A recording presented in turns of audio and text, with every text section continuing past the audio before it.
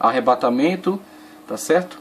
E a conclusão dela na etapa da entrada para o milênio, a chamada primeira ressurreição.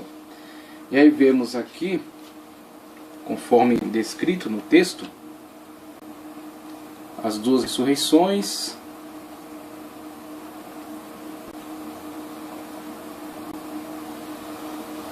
A primeira ressurreição.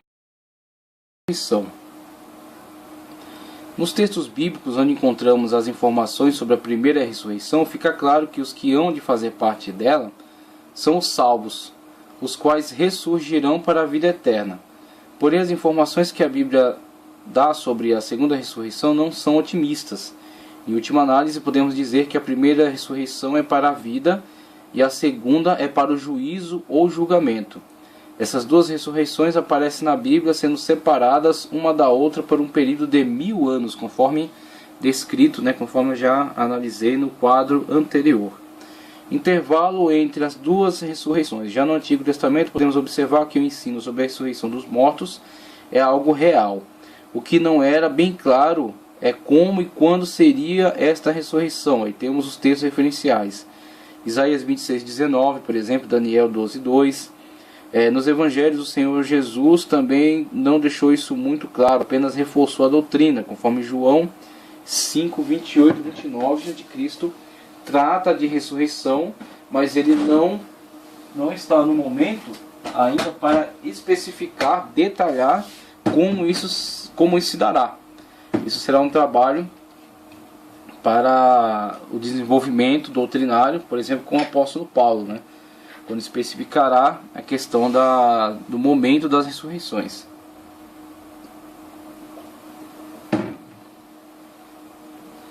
Foi o apóstolo Paulo que jogou mais luz na compreensão da doutrina da ressurreição. E o Apocalipse conclui não deixando nenhuma dúvida sobre o assunto, conforme Paulo fala em 1 Tessalonicenses 4,16. A expressão "e os que morreram em Cristo ressuscitarão primeiro" é uma referência aos santos, à igreja, distinguindo-os dos que morreram sem Cristo. Então temos aqui a primeira ressurreição envolve os salvos, tá certo? Localizada, distribuída, aliás, nestas etapas aqui, tá certo? Sendo completamente, amplamente concluída a entrada para o reino milenial. A entrada para o reino milenial. A primeira ressurreição será completamente concluída a entrada para o reino milenial, porque ao reino milenial é anunciado que ali, bem-aventurado todos que fazem parte da primeira ressurreição, tá certo? Porque a segunda ressurreição está reservada para após o milênio e terá como acontecimento principal a realização do juízo final. Na segunda ressurreição será também o acontecimento chamado juízo final, tá ok? A seguir, Paulo diz: depois nós, os que ficarmos vivos, seremos arrebatados juntamente com eles nas nuvens, a encontrar o Senhor nos ares, e assim estaremos sempre com o Senhor. 1 Tessalonicenses 4,17. A expressão "depois nós, os que ficarmos vivos" é uma referência aos fiéis salvos que estiverem vivos no dia do arrebatamento da igreja, os quais serão arrebatados juntamente com os santos ressuscitados. Apocalipse 24:5. Na visão de João fica claro que há duas ressurreições. A primeira, conforme 1 Tessalonicenses 4:16-17, é para a vida, e a segunda, conforme Apocalipse 20, verso 5, onde diz: mas os outros mortos não reviveram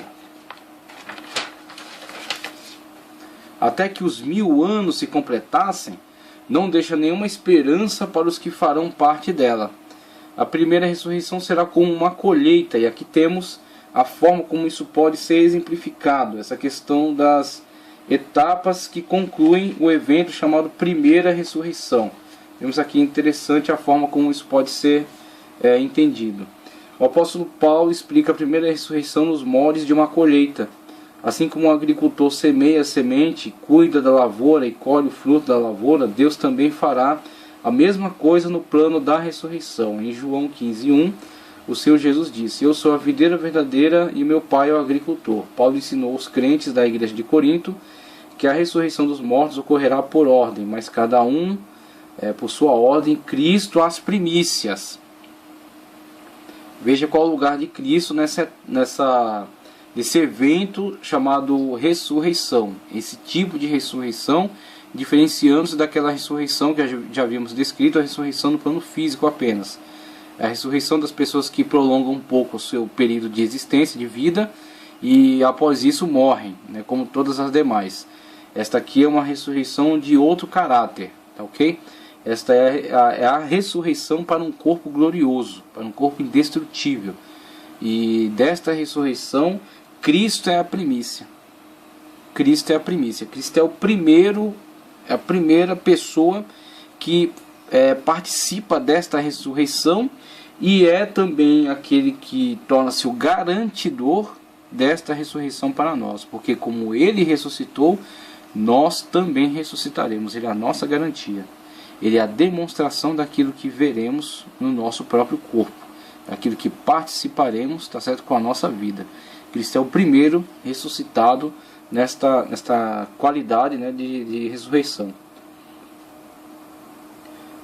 Mas cada um por sua ordem. Cristo as primícias, depois os que são de Cristo na sua vinda. Lembre-se da vinda de Cristo dividida em duas etapas, uma chamada arrebatamento, outra chamada parousia, tá ok? A sua vinda, 1 Coríntios 15, 23. Ele se baseia na colheita judaica que era feita de forma gradativa, em três fases: as primícias, a colheita geral e os rabiscos ou espigas caídas, tendo nessa descrição as primícias. Quem são as primícias? E por que o termo aparece no plural? Como já vimos, as primícias eram os primeiros frutos colhidos na seara. As pessoas que viveram ou vivem em sítios sabem que quando se planta uma lavoura e essa lavoura começa a produzir, alguns pés põem carga primeiro que os outros. Entre os judeus, esses primeiros frutos devem ser levados ao templo a fim de ser oferecidos a Deus como oferta movida, conforme está em Levítico 23, 10 ao 12 e também em Êxodo 19. Tá certo? Então esta é a forma do judeu lidar com a colheita, conforme designado na Escritura.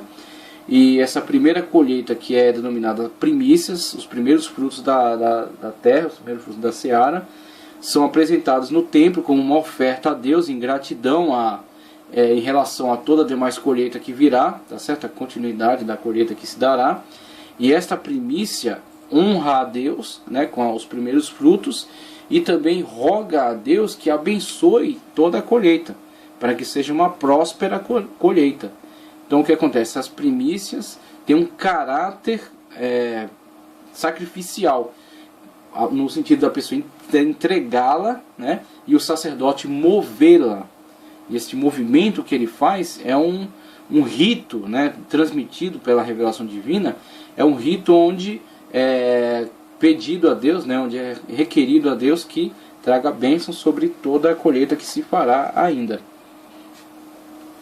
Quando o agricultor entregava no templo ao sacerdote o mole, né, das primícias colhidas na seara, o sacerdote movia aquele mole em direção dos 4 pontos cardeais, norte, sul, leste e oeste. Esse movimento era para que Deus abençoasse toda a seara, a colheita geral, que ainda estava no campo, a fim de que ela não corresse nenhum risco de se perder. O receio de perder a colheita era devido a alguns perigos como traça, fenômenos da natureza ou até mesmo ataque de ladrões. Nesse caso, se algum agricultor não entregasse as primícias a Deus no templo, esse agricultor estava correndo sérios riscos de perder toda a colheita. Sendo assim, a garantia de uma colheita bem-sucedida residia no ato de entregar a Deus as primícias. Então veja o caráter das primícias, né? É um ato que envolve gratidão e também envolve renúncia, né? Entrega, no sentido da pessoa entregar os primeiros frutos da terra. E envolve também a bênção de Deus, né? Envolve atrair para si a bênção de Deus em vista daquela atitude de gratidão e de fidelidade. A Páscoa era celebrada no 14º dia do mês. A festividade judaica, Shagia, era no 15º, num sábado, e na manhã após isso era sacudido o mole das primícias, domingo cedo, domingo pela manhã. Pentecostes assinalava o fim da colheita da cevada, cuja colheita se iniciava quando a foice era pela primeira vez lançada no grão, conforme Deuteronômio 16, 9 ao 10. Os primeiros grãos colhidos nessa colheita eram chamados de primícias e eram oferecidos a Deus como oferta movida, a fim de que o resto da colheita fosse garantido. Levítico 23, 11 e 12. Essa oferta dos primeiros grãos acontecia num dia imediato ao sábado, isto é, no domingo. No domingo era ofertado. No domingo. Isso mesmo. Isso significa que enquanto o sacerdote estava movendo as primícias no altar, Deus estava ressuscitando Jesus do domingo dentre os mortos. As primícias garantiam o sucesso da colheita e a ressurreição de Jesus garante o sucesso da nossa ressurreição. E aí temos uma tipologia estabelecida entre a tradição, promovida pela lei mosaica, né?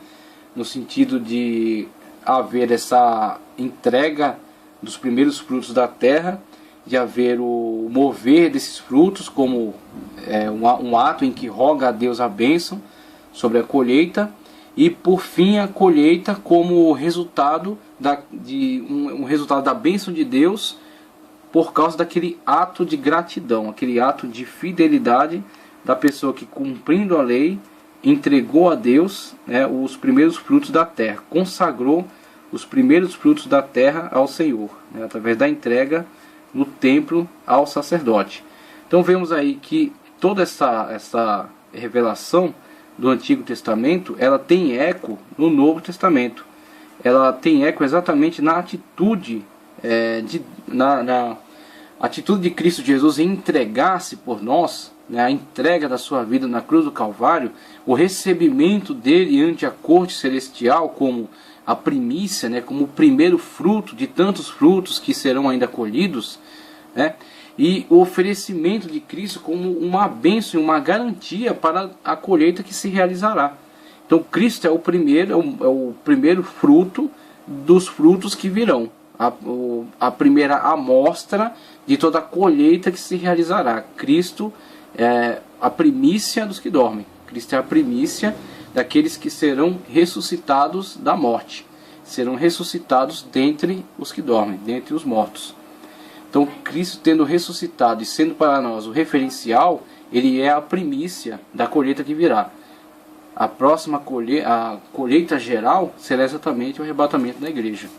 A igreja será arrebatada. E a garantia do arrebatamento e a garantia da ressurreição e da glorificação da igreja é a ressurreição e a glorificação de Cristo, que está assentado hoje à destra de Deus. Estevão o viu enquanto estava sendo martirizado. Eis que vejo os céus abertos e o Filho do Homem de pé à destra de Deus. O Senhor ressurreto está assentado à destra de Deus e é a garantia da nossa ressurreição, é a garantia da nossa salvação. Como vimos, o que garante o sucesso da colheita geral, igreja, é a colheita das primícias, que é o Senhor Jesus. Sendo assim, Jesus foi o primeiro fruto colhido na terra para a glória de Deus, a fim de garantir o sucesso da colheita geral, que é a igreja. Nesse caso, a primeira ressurreição se dará no arrebatamento da igreja, conforme a escola pré-tribulacionista. É a colheita geral, mas ficarão na terra ainda alguns rabiscos que serão colhidos em outra etapa. A razão de Paulo dizer que Jesus é as primícias, no plural, é que ele ressuscitou junto com alguns santos do Antigo Testamento. Abriram-se sepulcros e muitos mortos e muitos corpos de santos que dormiram ressuscitaram. Muito bem, houve este evento, houve essa manifestação sobrenatural no momento da morte de Cristo Jesus. Quando ele foi crucificado, houve um terremoto, muitos sepulcros se abriram e alguns santos ressuscitaram. A colheita geral, que é exatamente aquela que reflete a garantia dada pela primícia, pela colheita da primícia, que é Cristo Jesus, aquele que abençoou a colheita geral, conforme aquilo que foi já demonstrado em Deuteronômio, aquilo que estava estabelecido na lei e que foi praticado ao longo de tantos séculos no Antigo Testamento, e constitui para nós, do Novo, constitui para nós que estamos aguardando o cumprimento dessas promessas, uma tipologia. Como aquela tipologia se cumpriu, toda vez que Israel era fiel, aquelas famílias israelitas que cumpriam com aquilo que era sua obrigação, aquilo que estava estabelecido na lei, toda vez que priorizavam Deus e entregavam as primícias, a bênção de Deus vinha sobre a colheita. E eles podiam prosperar e podiam então sustentar sua família, dar à sua família todo o mantimento necessário e ver a bênção de Deus sobre a sua casa. Então, uma vez cumprida a palavra de Deus, eles poderiam gozar, aproveitar do reflexo, né, que gerava em suas vidas em relação à bênção de Deus, em relação à fidelidade. Então, da mesma forma que eles viram, nós também veremos. Da mesma forma que Jesus ressuscitou, nós ressuscitaremos. Da mesma forma que Jesus foi glorificado, nós seremos também com Cristo glorificados. E estaremos para sempre com Ele, conforme Ele prometeu. Conforme Ele nos prometeu. Ele disse que há lugar. Tá certo? Ele disse que há lugar para nós. E ainda que não houvesse, Ele nos prepararia. Não necessita nos preparar porque há lugar. Colheita geral. Como já vimos, a colheita geral são os crentes salvos que farão parte da primeira ressurreição. Conforme 1 Tessalonicenses 4, 13 a 17. São as 5 virgens prudentes, Mateus 25. Se a igreja ainda não foi arrebatada, é porque ainda não está suficientemente madura para ser colhida da face da terra. Se o casamento ainda não houve, é porque a noiva prometida, a igreja, ainda não se emancipou de sua infantilidade, egoidade. Mas chegará a hora em que a menina se emancipará para seu casamento. 2 Coríntios 11, 2. Os frutos amadurecerão para a colheita. Mateus 3,12, Lucas 3,17. E como aguardamos por este momento, no momento em que o Senhor, dada o momento, né, a ordem, né, dada a ordem, ouvida a trombeta de Deus, então nos reunirá junto com Ele, nos levará para junto com Ele, ceifará os frutos maduros à igreja e levará para junto de si, para nos encontrarmos com o Senhor nos ares e estarmos para sempre juntos com Ele, né? Participarmos do tribunal de Cristo, né? Para o Senhor entregar a todos aqueles que trabalham na sua obra suas recompensas, e participarmos também da ceia do Senhor, aquela que Ele disse aos discípulos que participará com eles na glória, né? Que não tomará mais o fruto da vide, até que aquele dia tome juntamente com eles na glória, participar da ceia das bodas do Cordeiro, né? Então, tratando ainda acerca dos eventos relacionados à primeira ressurreição, temos também outro referencial aqui chamado as espigas caídas. Espigas caídas também busca exemplos daquela analogia do Antigo Testamento, da forma de colheita do Antigo Testamento, né? Como era realizada essa colheita em etapas, tendo a primícia, colheitas gerais.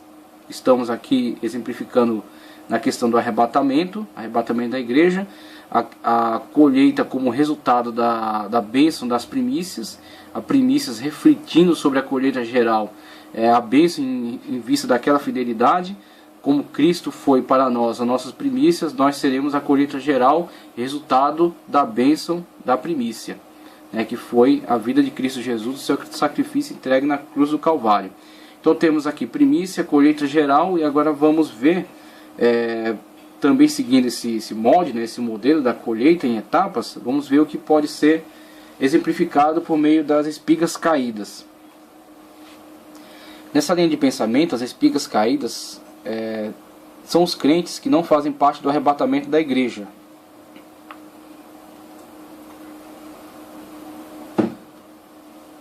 A igreja, também simbolizada pelas 5 virgens loucas, que não tinham azeite suficiente na botija, e que não ouviram a voz que dizia: aí vem o noivo, né? Não saíram ao encontro, não estavam prontas para isso, mas que também são virgens como as outras, e que também são especiais, e também têm azeite, não tinham azeite suficiente para o arrebatamento, mas também pertencem ao noivo. Então vejamos aqui.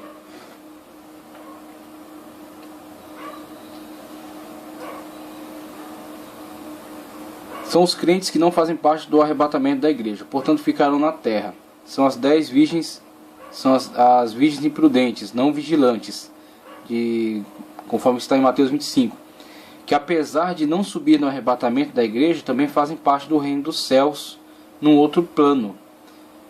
Aqui as opiniões se dividem entre alguns pré-tribulacionistas. Uns defendem que as 5 virgens nécias não entrarão em hipótese alguma no reino de Deus. Outros entendem que elas são os crentes que ficarão para a grande tribulação, e que no final dessa se salvarão. Apocalipse 6, 9 ao 11, 20, verso 4, que aliás é a posição que eu também defendo. Eu entendo também desta maneira.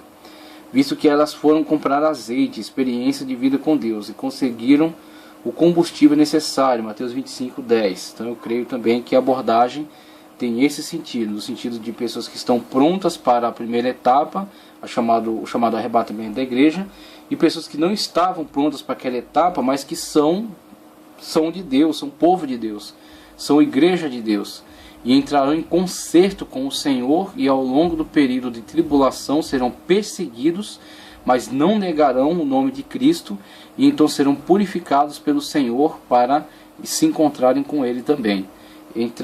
Serão visualizadas como João as viu no 5º selo, as almas que clamavam embaixo do trono, né? E participarão então na conclusão do evento chamado Primeira Ressurreição, quando a entrada do milênio serão ressuscitados e adentrarão, podendo viver juntamente com os demais servos e servas de Deus. Visto que elas foram comprar azeite, experiência de vida com Deus, né, como já lemos, e conseguiram o combustível necessário, Mateus 25, 10. A teoria pré-milenista do arrebatamento parcial se encaixa melhor nessa linha de pensamento. Então temos aí algumas teorias pré-milenistas, né, pré-tribulacionistas, que defendem alguns pontos de vista que se diferenciam um pouco. Mas creio que não seja necessário apelar para esse tipo de ponto de vista para entender esta colocação. Os rabiscos, temos as espigas caídas, que são da colheita geral. Algumas espigas caem na terra, algumas espigas acabam por não ser recolhidas, ao se tirar os frutos, se colher os frutos, alguns deles caem, e esses frutos que caem dentre aquele geral que foi recolhido é entendido como a igreja que não está pronta para arrebatamento e fica sobre a terra. Então isso é o que é entendido como espigas caídas. E aqui temos rabiscos, mas ainda ficarão nele alguns rabiscos, como no sacudir da oliveira, Isaías 17, 6, 24, 13. Os rabiscos figuram o mesmo caso das espigas caídas. Rabiscos são aqueles poucos frutos tardios que não amadureceram, junto com a colheita geral. Nesse caso se trata daqueles crentes que não amadureceram espiritualmente para fazer parte do arrebatamento da igreja. A igreja é composta por crentes imaturos, crentes amadurecendo e crentes maduros. Tá certo? Tudo que se aplica às espigas caídas pode se aplicar também aos rabiscos. Então a questão discutida aqui não é mérito, não é questão de méritos, construção de méritos para merecer o arrebatamento. Não é esta a questão. A questão discutida aqui, o quanto você está submetido ou não a Cristo Jesus na sua graça. Tá certo? O quanto você é subordinado ou não a Cristo Jesus na sua graça salvífica. Se você não é plenamente submetido a Cristo Jesus, isso é sinal de maturidade. Você não conhece sua condição. Você não entendeu ainda qual é a sua condição diante de Cristo Jesus. Por isso você é insubmisso. Por isso você não se purificou totalmente de seu pecado. Porque você não se entregou totalmente a Cristo. Você ainda preserva a sua natureza caída. E por isso é que podemos observar na igreja diferentes etapas de amadurecimento. Conforme a pessoa vai entendendo melhor, compreendendo melhor qual é a sua situação. E vai dando mais possibilidade, vai dando mais oportunidade que o Espírito Santo de Deus faça a sua obra, que é exatamente a obra de purificação, a obra de transformação da nossa vida. Agora, conforme você rejeita a ação dele, você preserva a sua natureza pecaminosa e você acaba por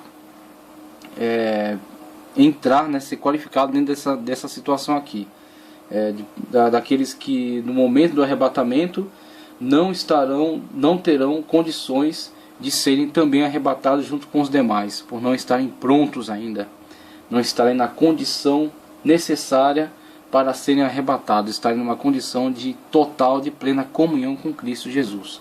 Então esses são os que amadurecerão de forma tardia, são os que amadurecerão durante a experiência do período de grande tribulação, tá certo? São os que serão perseguidos, mas ao não negarem Cristo Jesus, são aqueles também que verão o Senhor.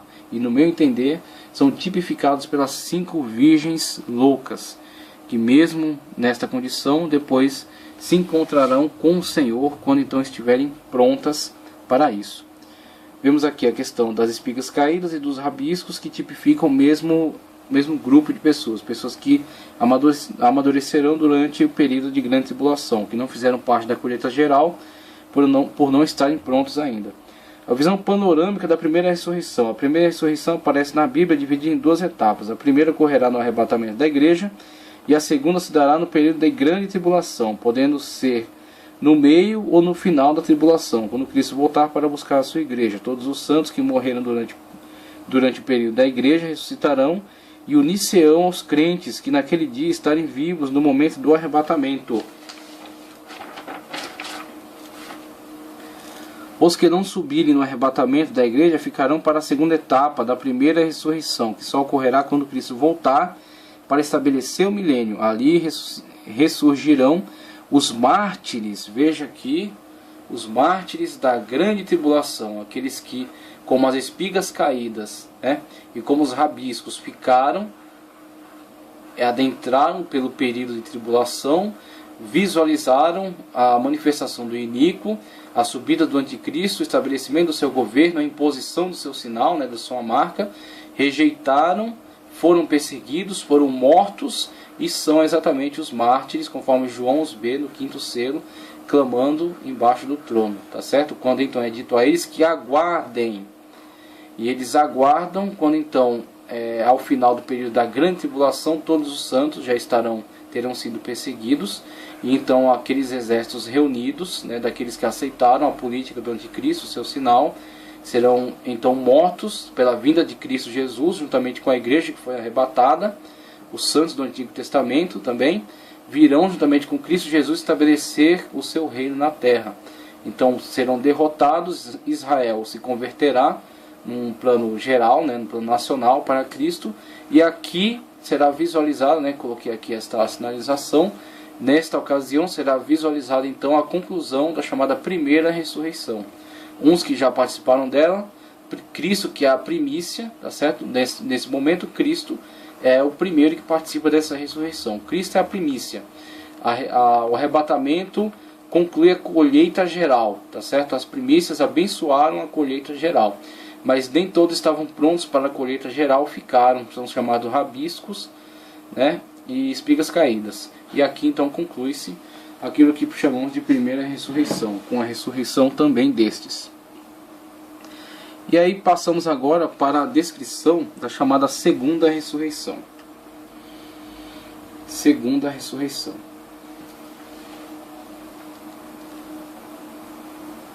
Com respeito à segunda ressurreição, a Bíblia não dá nenhuma esperança, porque ela é apresentada somente no plano de condenação eterna. Nessa ressurreição só aparecem os ímpios sendo julgados pelo que está escrito nos livros das obras e destinados ao lago de fogo ardente, tá certo? O Geena. Essa ressurreição se dará num determinado dia após o milênio, no juízo do grande trono branco, conforme Apocalipse 25, 11 ao 15. E aí temos algo falando aqui acerca da ressurreição dos santos do Antigo Testamento. E brevemente aqui temos, com respeito à ressurreição dos justos do Antigo Testamento, os pré-tribulacionistas se divergem mais uma vez em 2 vertentes. Há uma vertente que divide a primeira ressurreição em 2 etapas, conforme descrito aqui, a vertente pré-tribulacionista dispensacionalista, né, de abordagem. Há uma vertente que divide a primeira ressurreição em 2 etapas. Na primeira etapa, Jesus vem invisível para arrebatar a igreja e ressuscitar os crentes que morreram durante a era da igreja. Na segunda etapa, Jesus vem de forma visível, a parousia, com os santos, a igreja, para Israel como seu Messias, e consequentemente ressuscitar os mártires que morreram durante a grande tribulação, conforme descrito aqui no quadro, né? Os expositores que ensinam que os justos do Antigo Testamento farão parte da primeira etapa, da primeira ressurreição, argumentam que se os crentes do Antigo Testamento estão no paraíso juntos com os que hoje morreram em Cristo, então não há motivo para eles fazerem parte Então não há motivo para eles não fazerem parte do arrebatamento da igreja com os santos da presente dispensação. Essa ideia é defendida especialmente pelos teólogos pré-milenistas mid-tribulacionistas. Mas outros teólogos pré-tribulacionistas, para não admitir que a igreja vai passar pela grande tribulação, dividem a primeira ressurreição em duas etapas. Se na primeira no arrebatamento da igreja, a segunda no meio ou no fim da grande tribulação. Argumento que a vinda sutil e inesperada de Jesus é para a igreja e não para Israel. Mas por esse arranjo de duas etapas, em vez de entender uma única etapa na primeira ressurreição, mas por que esse arranjo de duas etapas, em vez de entender uma única etapa na primeira ressurreição? O fato é que em Daniel 12, 1 ao 3, lemos que haverá uma ressurreição após o período de grande angústia, entendida como sendo a grande tribulação. E como eles não admitem que a igreja passar pela grande tribulação, são obrigados a criar uma segunda etapa para a ressurreição dos santos do Antigo Testamento, tendo em vista que na segunda ressurreição não há esperança para a salvação. Acrescentando a isso, o livro de Apocalipse mostra que durante a grande tribulação haverá salvação.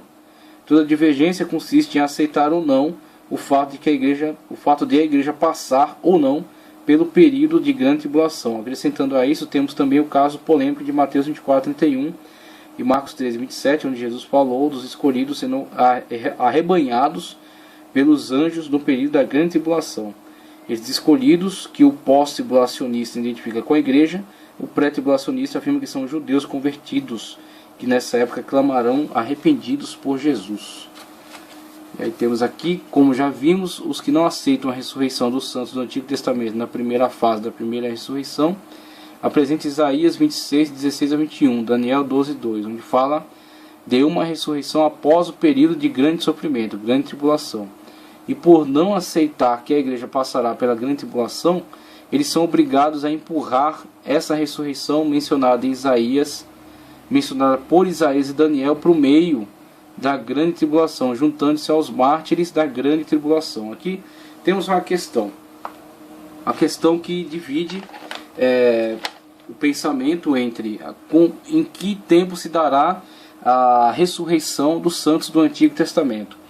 Por termos referenciais bíblicos do Antigo Testamento que falam de uma ressurreição após o período de tribulação, temos um antagonismo entre a visão de uma ressurreição depois do período de tribulação e a visão e associar esta ressurreição com a ressurreição da igreja, no caso a colheita, a chamada colheita geral.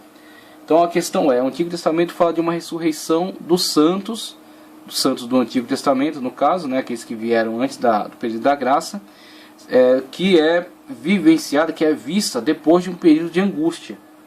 Agora, esse antagonismo, na verdade, ele não é muito importante. O que temos que entender é o seguinte: os santos do Antigo Testamento, eles morreram na expectativa do Messias, eles estão agora agregados à igreja, tá certo? Eles fazem parte da mesma salvação por meio da igreja, da qual Israel fará parte depois no futuro, quando aceitar também a Cristo.